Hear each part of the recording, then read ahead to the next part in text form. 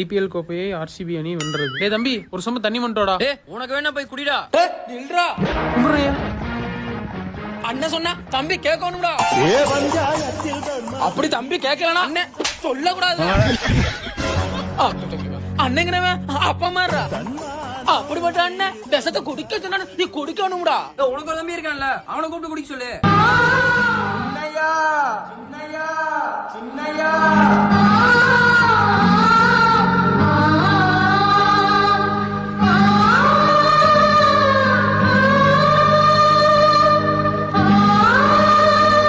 சொல்லுங்கண்ணே. தம்பி, இதுல அண்ணன் உனக்கு விஷம் கலந்து வச்சிருக்கேன், வாங்கி குடிடா. கொடா மயிறு.